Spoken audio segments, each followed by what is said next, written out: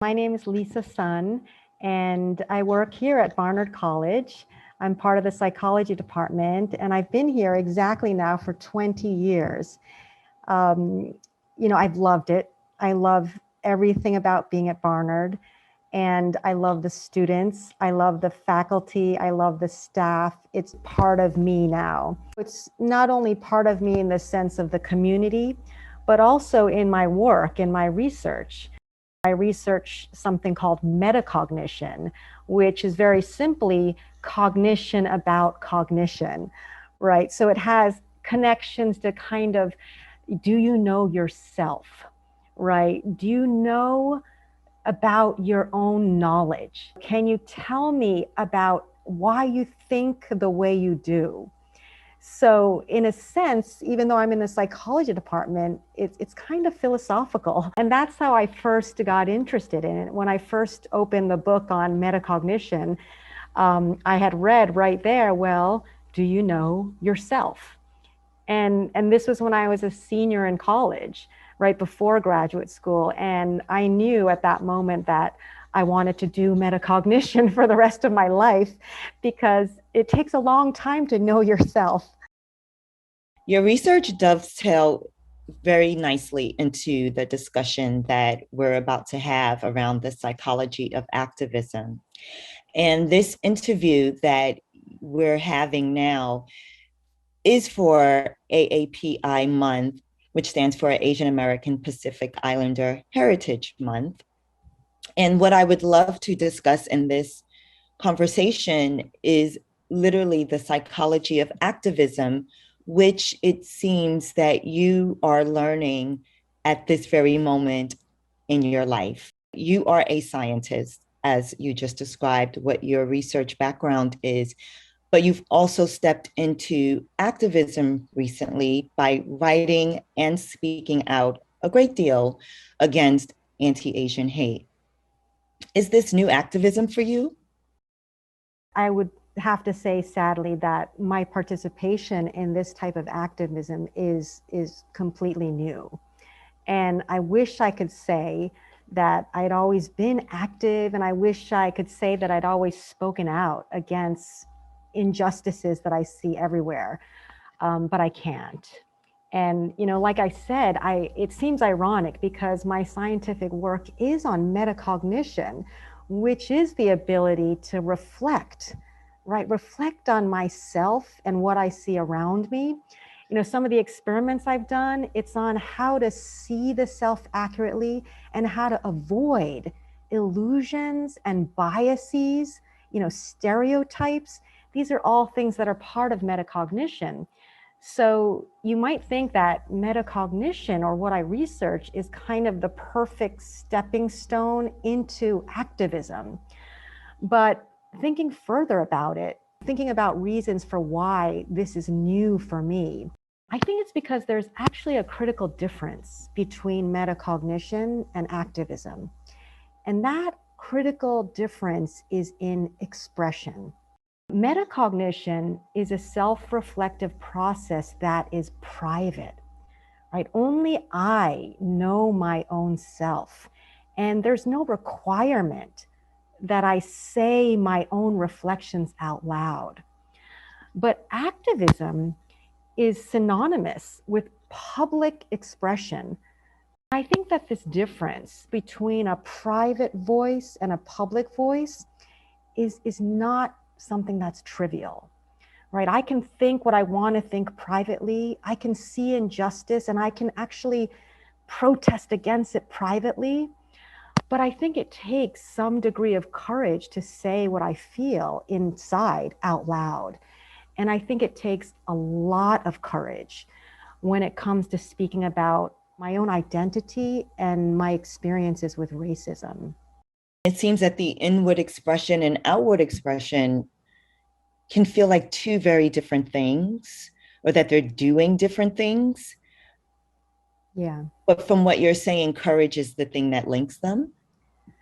I think to get from the, internal to the external, you need to find that courage, but I don't think it's easy to say out loud something that you feel. And I think it's especially difficult for me, and maybe on average for a lot of Asian Americans, right? Because we really haven't, prioritized voicing what we feel on the inside.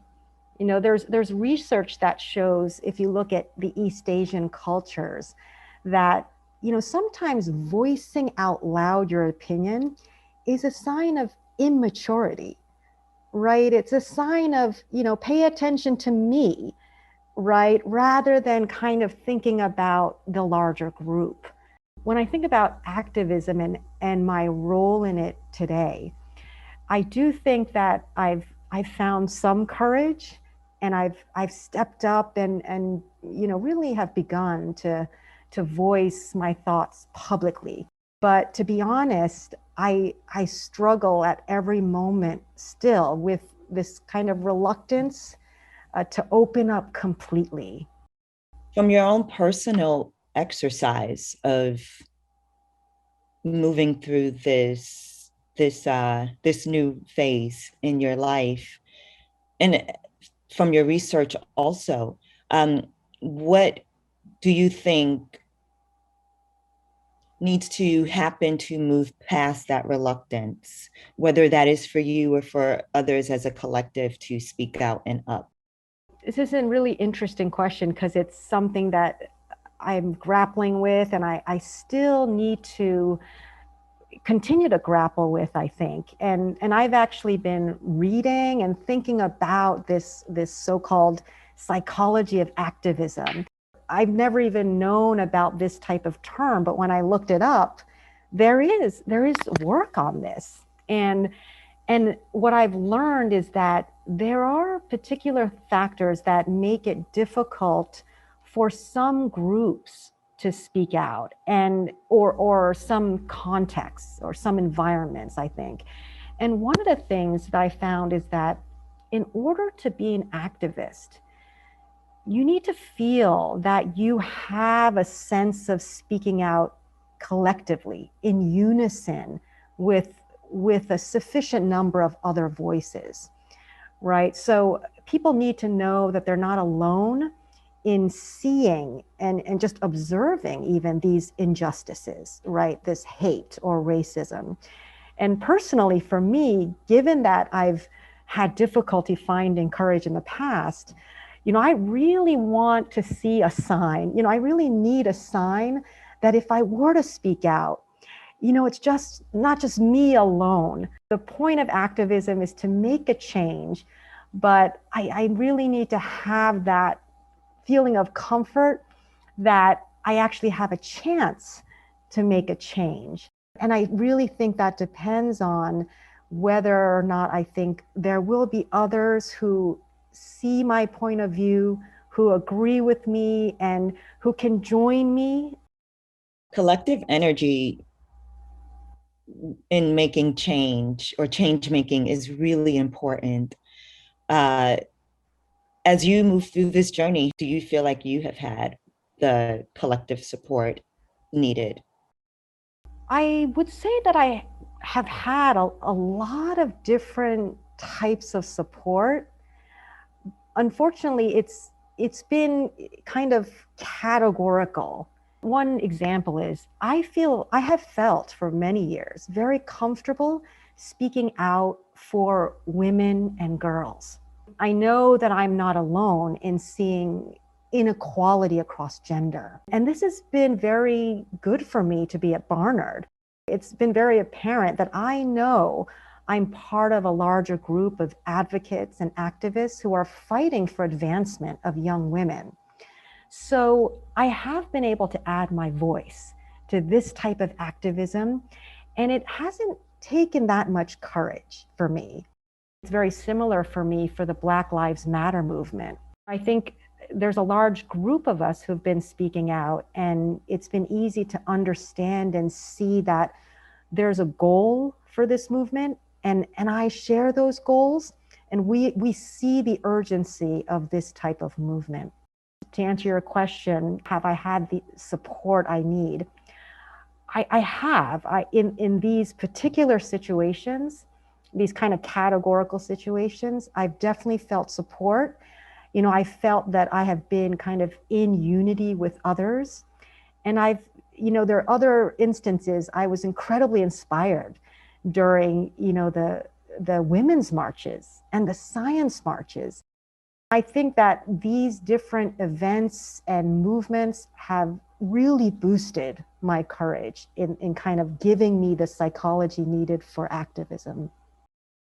So it sounds like you feel that you've had the support needed to speak out against anti-Asian hate. It seems like there's still some hesitation. And if so, can you describe how this hesitation might present a challenge?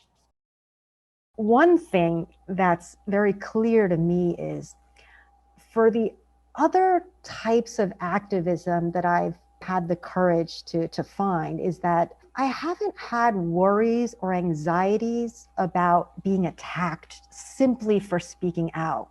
The thing that makes it complex is that from the Asian communities or even from outside the Asian communities, there's actually a perception of unity. There's a stereotype that Asian Americans are all the same. And I think this is, the real root of the problem, because Asian Americans are not the same. We are so very diverse. Some Asians are American educated. We've been to school in America, but many don't even know the ABCs. They don't know anything in English, right? And some have achieved this kind of American dream of success, but many Asians live in poverty. And some Asians that I know, they've been here for several generations. But at the same time, many Asians are refugees. And then some people were born here and consider themselves maybe more American in that hyphenated Asian American term. But many arrived in old age, right, in adulthood. We're so very different. And many people will think we're the same, think it's an error, an illusion that we are somehow unified in our goals, in our priorities, in our basic need to speak out. I might think, okay, I need to really voice my opinions because this is a very urgent matter. But I am aware that others, even in the Asian community, this is not what they're dealing with or struggling with at this moment in time. We are celebrating Asian American Pacific Islander Heritage Month.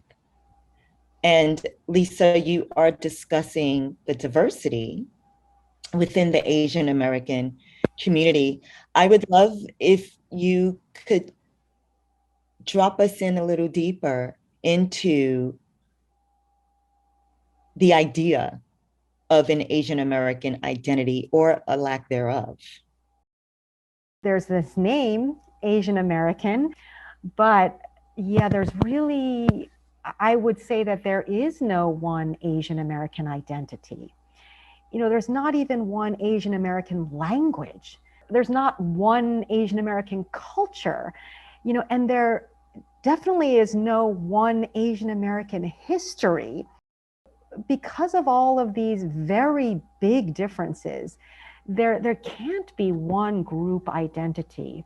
As an activist, I always remember to say, these views are my own views.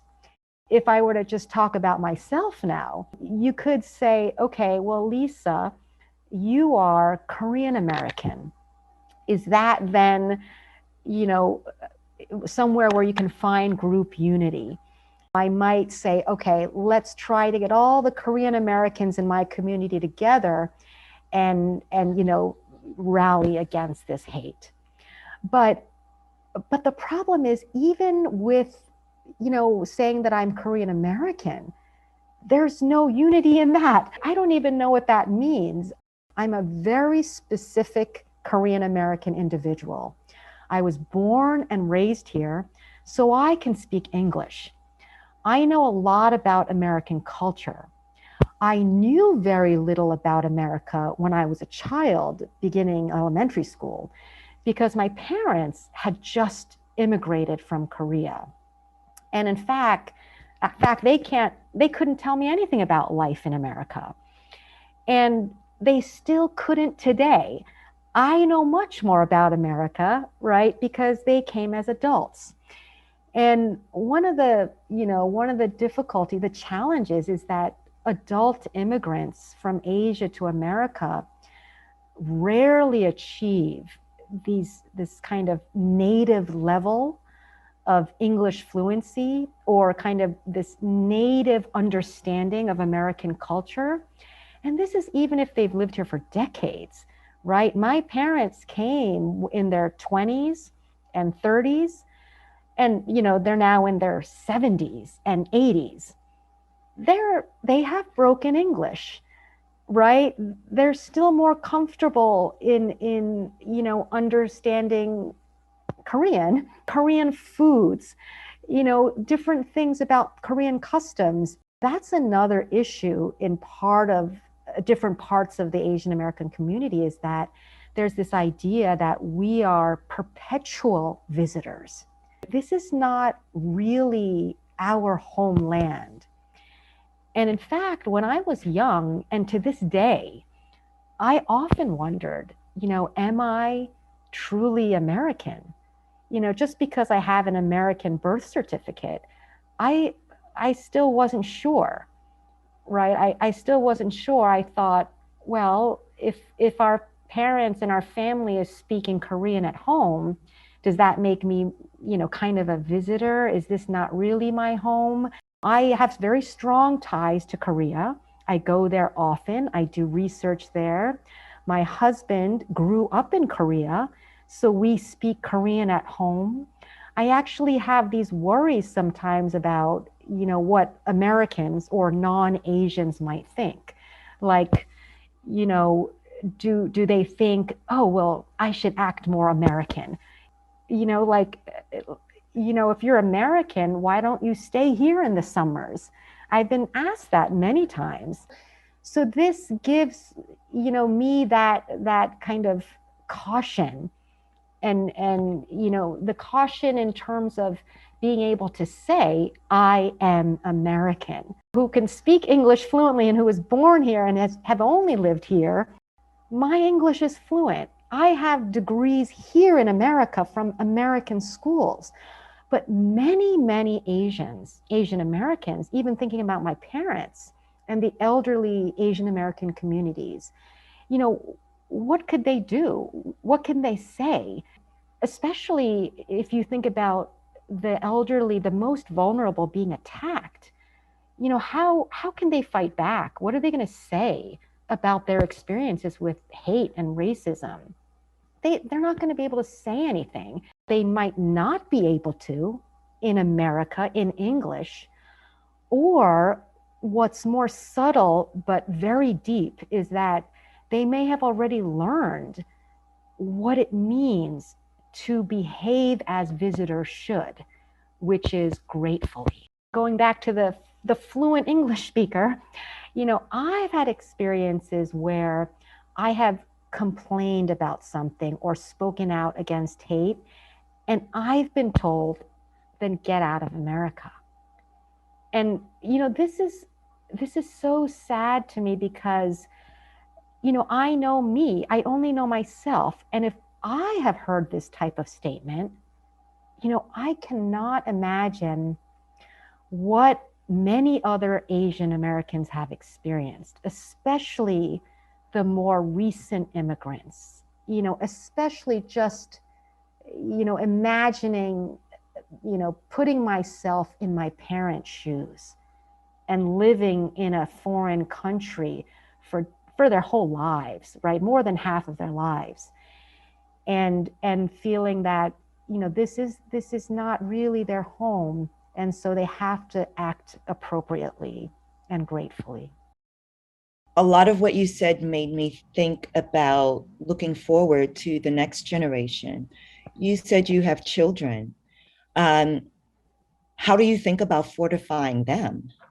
I have talked a lot with other Korean Americans and Asian Americans who are, we are bringing up our children here as Asian Americans, but fluent Asian Americans.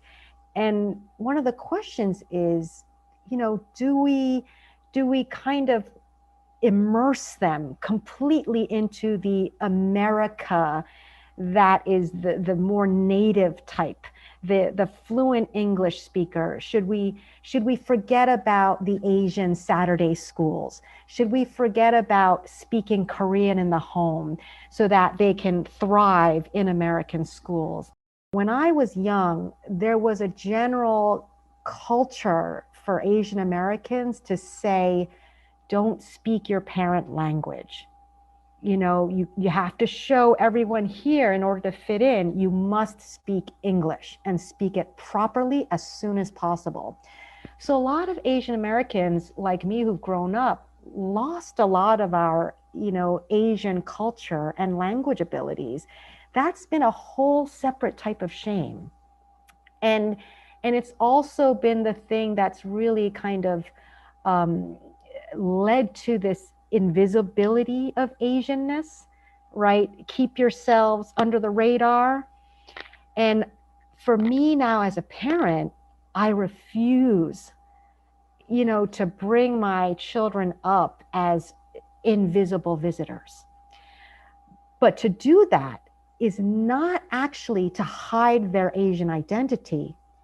It is to boast about it, to boast about diversity, to boast about biculturalism, to boast about bilingualism, and to show that, tolerance to this diversity is really the key. My biggest goal as a mother is to make sure that my kids, you know, are learning about their different backgrounds, and also to kind of instill in them the goal of not only boasting about their backgrounds, but being able to learn from people of different backgrounds, right? So, to be able to communicate with people who are not Korean or American, right? To be able to communicate as they develop and grow with as many different groups and types of people as possible, with different cultural backgrounds. And one of the things that they're both learning Spanish in school.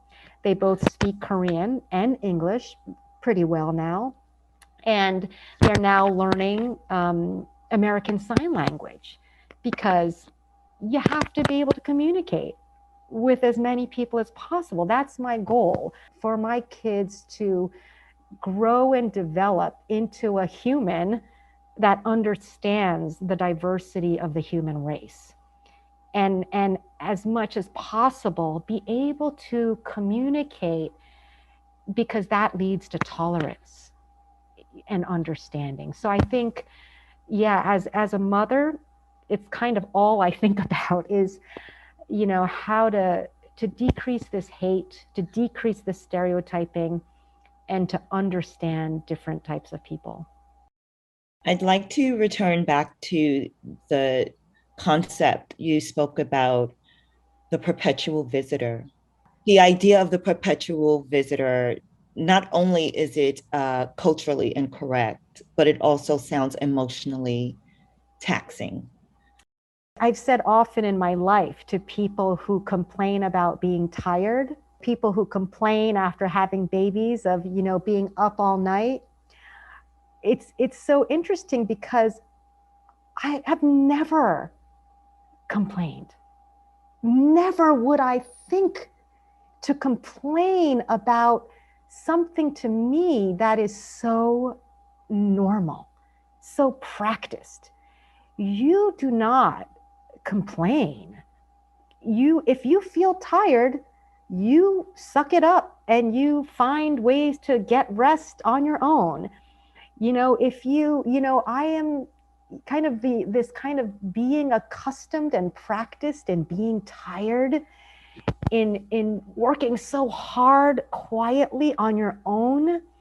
If you've been attacked or find things being unfair, suck it up. You just continue, and this is the problem of the perpetual visitor. Even when I think about activism or going back to minor complaining, there's a real cost. And I think all of us, all Asian Americans know this, right? If people here, or the so-called real Americans, right, however that's defined, if they were to discover that we are not grateful, that we refuse to act like visitors, we will get attacked, right? Not only with the get out of our country then, but actual attacks, physical attacks. And I think that many Asian Americans, particularly the elderly, are not going to take that risk. The elderly, people who immigrate late, they've left behind their entire native country, right? All of maybe their relatives, their loved ones, everything they know and are familiar with. And now they're coming and they're settling down in America. It's difficult. And I even see it in my husband, who, he came as an adult, but, after, for graduate school, after college.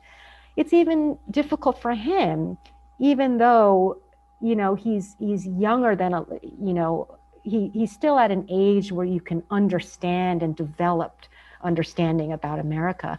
But it's really an extraordinary challenge. And for all of us, for especially these people, the goal is to assimilate, right? It's to find belonging, and especially to avoid situations where you look foreign. Unfortunately, the way to avoid looking foreign is to stay silent, is to keep quiet. You can't show your foreign accent because that's a risk, let alone complaining. Getting to complaining or voicing or screaming or rallying, this is very risky, because you're going to now sacrifice the belongingness. You're going to show yourself as a foreigner, someone who is a visitor, someone maybe who, can't make it here. Because of this risk, we stay silent. This goes completely, utterly opposite to activism. It brings me back to myself. And, it may seem again that I feel sort of self-centered, but that's what metacognition is. I only know myself. It goes back to the feeling of, wow, here I am trying to protest, trying to explain what we're dealing with or what our differences are. But there's going to be people in the Asian community who don't want to associate with me, and they might even attack me. And they'll tell me that I'm making the group of us look bad, right? That we're not playing by the rules that we're supposed to be playing by, and that those rules are fulfilling the Asian visitor, quiet, invisible stereotype. I'm really beginning to understand the complexity of the community. It's extremely diverse. It is individualistic as well as communal. Yes. And, people have different ideas about, as you call it, the rules of America. Can you describe how these stereotypes have hurt the Asian American community? First of all, no matter what, stereotypes are harmful, right? Having a stereotype kind of puts you in a box, right, with a group of people.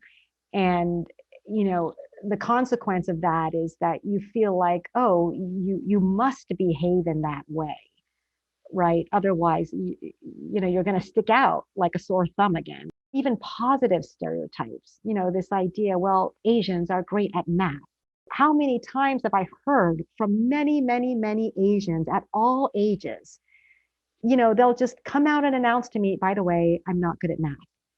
And they feel a bit of shame. There are these kind of underlying anxieties that you need to fit that stereotype, and when you don't, and of course many of us will not fit the stereotype, the other way that stereotypes hurt is that when you have a stereotype of a different group and one person in that group kind of jumps out of the box, you are kind of taken aback.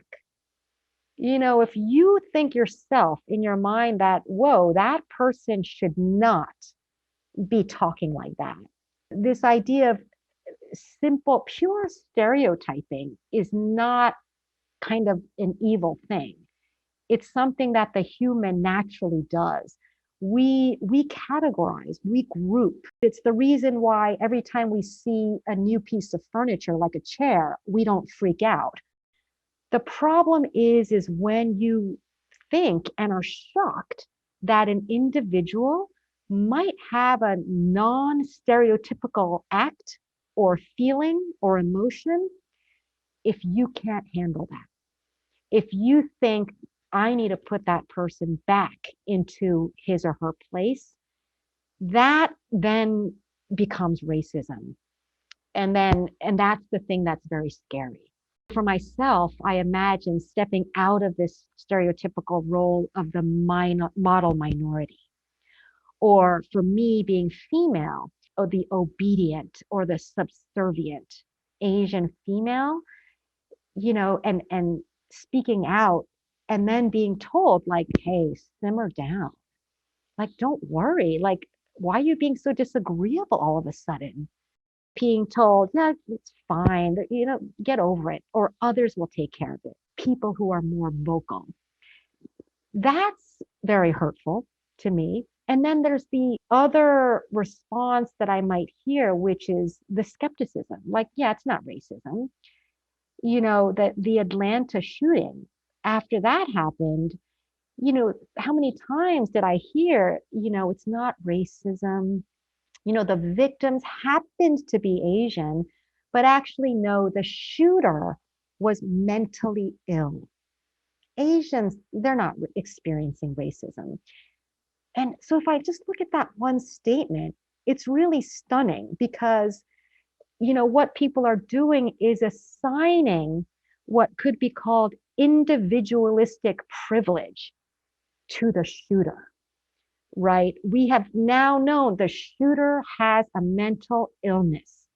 There's nothing about a group, about his whiteness or, his maleness. And that's actually correct. We should give him individual privileges. But the problem is the other part of that statement is, nothing's happening with Asians. There's no individual privilege given to the Asian victims. Instead, we're given just the stereotypes, right? Yeah, they were just all Asian women. When you look at, how people approach majority individuals and minority individuals, say the white male community, the first response is, ooh, did he have a mental illness? Was there something in his own past that, could we have seen the signs? Whereas with minority victims, it's like, well, they were living in poverty. They didn't have an education. And it gets into these very stereotypical terms. And this is connected again to being the perpetual visitor, the perpetual foreigner. Because when we're quiet for so long, when we've been invisible for so long, nothing exists for us except stereotypes. We have never said our individual thoughts out loud. And because of that, it goes back to the cycle of, well, if if little me is trying to say one thing for myself, I've stepped out of line. I've suddenly been the only one to step out of the box, that stereotype box. And that's, that's the thing that makes this activism so difficult. And just to be clear that, these Asian stereotypes are accessed by everyone. I certainly don't mean to say that only non-Asians are stereotyping us. It's the Asians also, to differing degrees, feel that because we see the stereotypes, we need to fulfill those stereotypes and follow the rules because that seems to be one way to assimilate. So we stay quiet, we remain silent, we stay in our little boxes. So this stereotype is really a process that is shared by everybody, especially for the Asian American community. There is a very strong history of activism within the Asian American community. And as you have written about in your op-eds and interviews that you've recently given, and as you've actually said during this interview here, that silence is also a very strong denominator. You've managed to break yours, albeit cautiously. And you were just talking about the 6 women who lost their lives in Georgia. And I feel that there's been a groundswell now of women who are speaking out and talking about the misogyny, the weight of misogyny. What advice would you give to women who want to speak out, who are struggling to find their voices, and who want to break out of those boxes? When I think about, okay, what do I need to give others support and to find support for myself, especially for women, what is it, should I be kind of, rallying everyone up and saying, come on, let's all jump out of the box? And I think definitely not. For example, these large rallies, the science marches, the women's marches, these large, the BLM movement, rallies and marches. This is not necessarily going to be the way to motivate other Asians, especially Asian women. For many Asian Americans, I think, even for myself, who has no trouble with English, right? It's not even a language problem, it's the courage problem. Another example is at a recent rally that I went to, that I gave a speech at, I was very nervous. And so I told the Korean American community, who I'm a big part of, I said, please come out and support me. I'd love it if you were there. But on the day of the rally, besides my own immediate family, there were only 2 Koreans there. And, while I was giving the speech, I knew that there were not many Koreans there, but there were a lot of Chinese Americans, there were some Indian Americans, there were some white Americans, and but the feeling that, wow, my own narrower group of Korean Americans weren't there, and it gave me again that loss of confidence, that, oh gosh, maybe they don't understand me, or they disagree with what I'm doing, or they disagree or don't understand my type of activism. So I think it's really, we have to think about what are the different types of activism that we might encourage from various Asian American communities. We need to spend more time thinking about how to encourage Asian Americans to express themselves in their own way. And it might actually be baby steps when it comes to activism, right? Rather than telling them, come out to the rally, come and march, give a speech. It might be, asking to donate to a group against Asian hate, but anonymously, right? It might even be saying or writing something at a rally in your own language, not forcing them to have to say it in English and providing enough, translation resources. The first few times I really voiced my opinion against injustice, whether it's, social media on Twitter or Facebook, I could only write it out in Korean. I wasn't yet ready to write things for everyone to see in English. I worried that I would be attacked. I worried that non-Asians or non-Koreans might find out that I'm not as grateful as I should be, that I should leave the country then. So even for me, when I look at my activism journey, I started with baby steps. I started in my own language. I started just complaining to my husband, asking him, what can I do?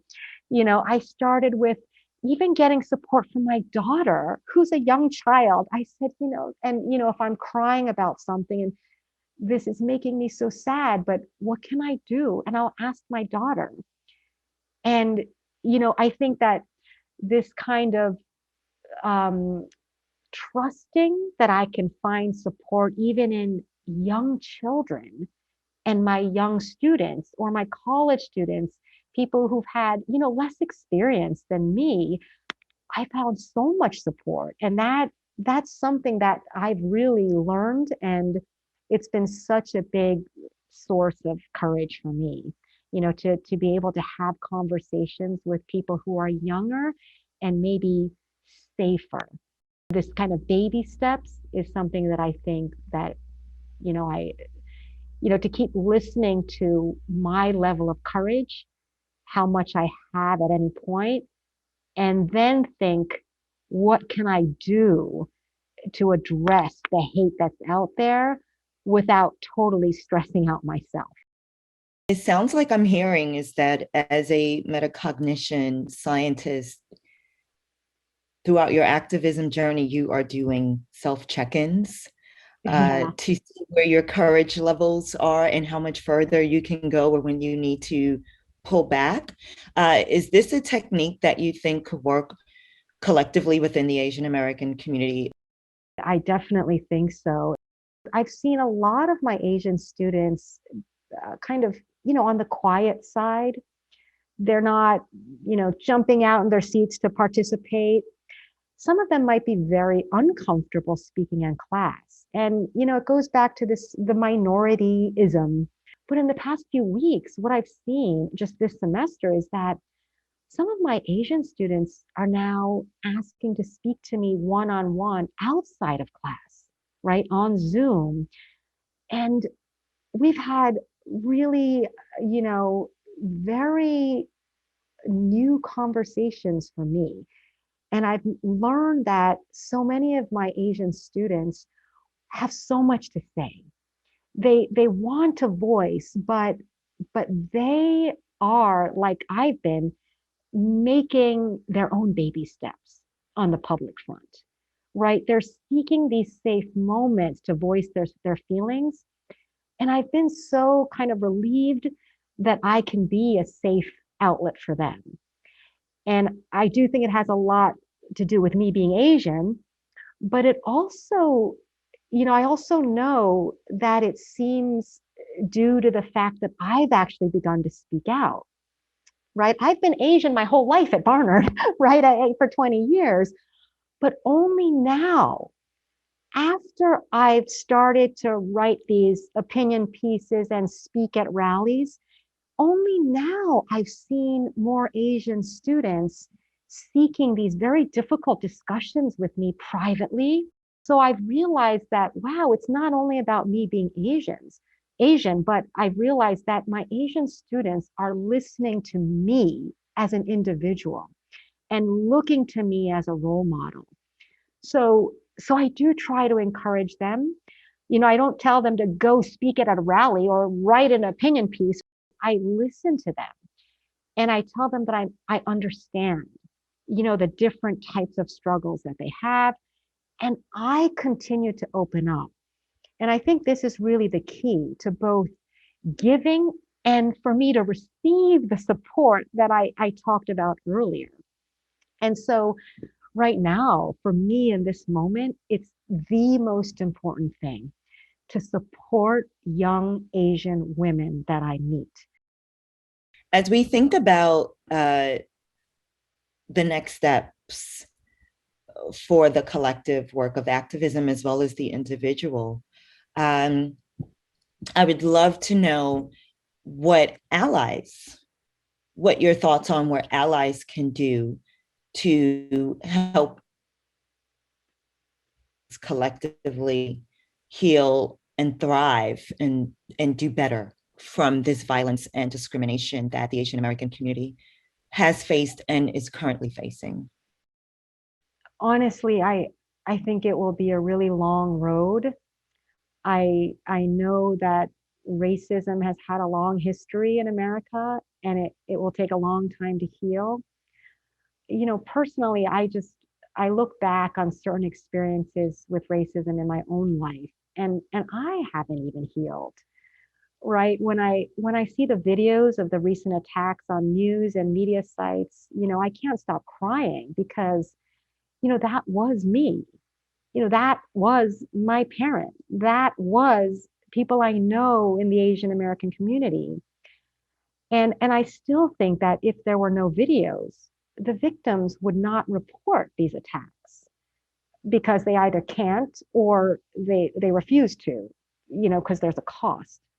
And so it's kind of like we're fighting two different fights, right? The first fight we're fighting is we're trying to fight the hate itself, the racism. But the second thing we're still fighting is the suspicion that hate doesn't exist for us, right? We're still we're still not ready to totally admit that it does. And that, you know, that's where we lose the group unity and the allies. At the same time, there has been a change. And it's mostly in Asians like me, again, who can speak English and who know of the American culture. And maybe we are of a certain generation who understands what it feels like to want to belong, but have also stayed silent for a good long time because we understand the fear of being attacked. And, you know, even I know that this is a small group of us, maybe, but I think it's enough. It has been enough. So I think that because of this accumulation of, you know, increase in number of allies, more of us will be willing to take wider and more frequent steps to resist and to protest. We have to keep in mind that some of us will be able to jump out of the box and speak out, but some of us will be, you know, participating secretly, right? And we have to accept that, right? I mean, I've seen people who shame others for their lack of activism. I think we need to make sure that we understand that that's going to bring us back. It's not the type of activism that's important. It's that we're doing it. We're participating. So I think it goes back to needing to listen and to hear each individual voice, even if it's small, even if it's a whisper. Has a successful assimilation resulted in silence? I think that's definitely true. People, I think, are having a lot of trouble making the connection between our silence and the effects of anti-Asian hate, right? The consequences could be that there is racism because we're silent. When you ask about the psychology of activism, it is so complicated, right? There are groups in America who have a long and more kind of systematic history with activism. But for Asian communities, it's very new, you know, to individuals like us, right? There have been moments in time where we have stood up against injustice, but I'm afraid that there's been a lot more of us who have felt fear. for joining those causes. And it's given everyone the impression that racism towards Asians isn't real, or that we're vulnerable. We're not going to fight back. So of course we're an easy target. And, again, the psychology of activism, it's not just about the individual, right? Especially when we're visitors, we have to take into account the larger groups that are involved. It's not because they're not aware of what's going on. It's because they still have that fear that that's not the solution, this type of speaking out activism. So it is really complicated. I think that Asian Americans are now at a critical point in history. I think many of us are now seriously grappling with our own psychology of activism. And, speaking for myself, I can personally say I've reached a tipping point. Given the increase in support we feel from other Asians and from non-Asians, I feel like I've surpassed this cusp of, acknowledging the importance of my own voice and my own voice publicly. This brings to mind our beloved alumna, Grace Lee Boggs, from class of 1935, huge activist, as we all know. And she has this lovely quote, right, about activism, which is, and I'm going to quote her here, love isn't about what we did yesterday, it's about what we do today and tomorrow and the day after, which I think is so poignant when you talk about a tipping point, right? Because yesterday is yesterday, and we have today and tomorrow and the day after to keep moving toward and contending with. So with a tipping point reached for you and collectively, as we're seeing the shift happening, what do you think is next for you, Lisa, and for the Asian American community? Oh gosh, I'm like so emotional because, I'm so glad you brought up that quote and that it talks about love. I'm like tearing. I don't even, and I love the quote. I love that it says that it makes no difference who we were in the past. It's really forward looking and so inspiring for me. Many of us, many Asian Americans will just go on as they always have, trying to find a sense of belonging. And what I mean is that many individuals may not ever reach this tipping point. They might never see the need to speak out, or they might never find the courage to. But on the other hand, right, it could be that they are reaching out. They're reaching that point, but their individual method of activism is just not visible to me. This is kind of what I hope, that each individual will assess what their own role in society should be and will take on an appropriate level of activism for them. And I will trust them. I will trust the individual. So I guess, I could say, well, I can't predict the future. I do know that things look different today. I see it in others around me. I see it in my students. I see it in my children. And I definitely see it in myself. I know today that I have been honest in my activism. And more importantly, I have been honest to myself. And, I think that is really what love is: honesty to yourself. Your department is psychology, metacognition. Do you foresee yourself maybe bringing this topic into your coursework in the future? I already have. Yes, absolutely. I teach a course on metacognition. It's a seminar, so it's really kind of a discussion group every week. And we read about biases and illusions. We've talked about imposter syndrome. We've talked about hindsight bias and stereotypes and, education and identity. So, believe me, I have, I don't know where I found all this courage, but I have for my coursework. And I definitely hope in the future, because this was really the first semester I've done this, but I hope in the future that I'm able to, really talk about metacognition, not from the academic perspective only, kind of what experiments have been done, what are the data, rather than that, but to really say and to ask students, what is your perspective? What are some of the illusions you've had? What are some of the challenges that you find in this journey of self-reflection? And I think, it's sort of late. I feel like it may be in my career, but this is the truth, right? This is really the truth of understanding the psychology of the human mind, right? Is to get to know the individual mind. Thank you so much, Lisa.